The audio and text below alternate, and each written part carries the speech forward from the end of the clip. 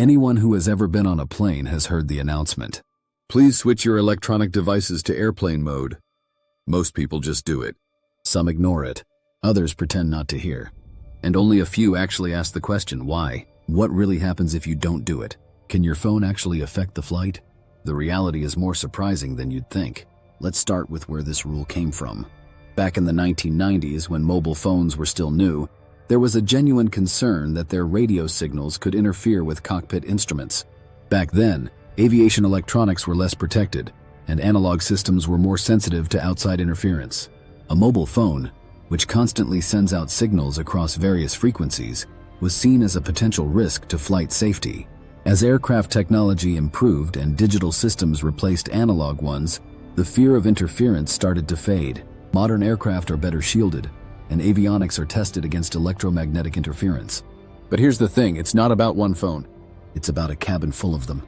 Imagine over 100 devices, all actively searching for a signal while you're 35,000 feet in the air. The combined electromagnetic noise they generate could, in rare cases, interfere with certain cockpit systems or radios. And in aviation, even a 1 in a million chance is taken seriously.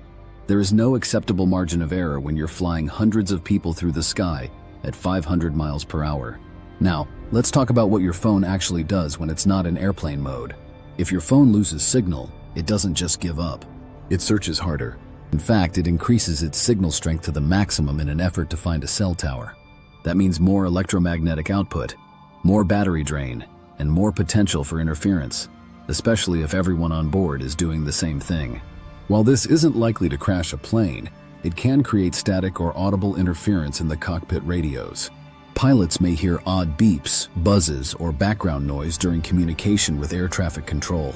In most situations, this is just annoying, but in poor weather, dense airspace, or during emergencies, even a moment of unclear communication can be dangerous. There's also a technical reason. Phones and tablets aren't just trying to connect to cell towers, they're constantly pinging Bluetooth, Wi-Fi, and sometimes even GPS. When you switch to airplane mode, you're not just disabling mobile signal, you're shutting down a whole range of wireless protocols. That reduces background traffic on the plane's systems and helps prevent conflicts, especially on planes that offer onboard Wi-Fi. Modern airlines increasingly equip planes with what's called a picocell, a small, low-power mobile base station inside the aircraft. This allows passengers to make calls and use mobile data safely by routing traffic through the onboard system, then to a satellite, and finally down to the ground. But that's not available on every aircraft, and in many regions, including the United States, using mobile networks in flight is still heavily regulated or outright banned. In fact, the Federal Aviation Administration, FAA, still requires all transmitting electronic devices to be switched off or set to airplane mode during taxi, takeoff, and landing.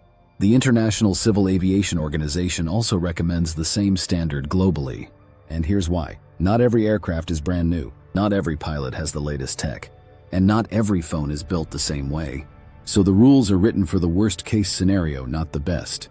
And what actually happens if you don't switch to airplane mode? In most cases, nothing. Your phone might waste battery trying to find a signal.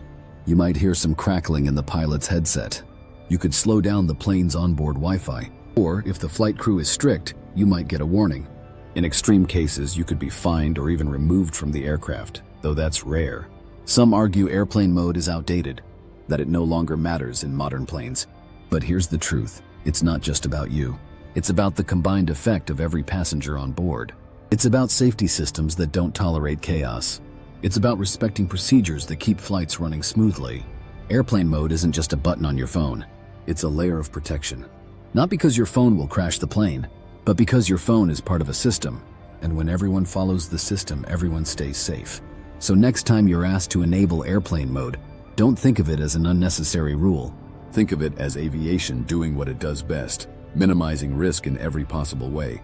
And if nothing else, it'll help your battery last the whole flight. Subscribe us for more videos.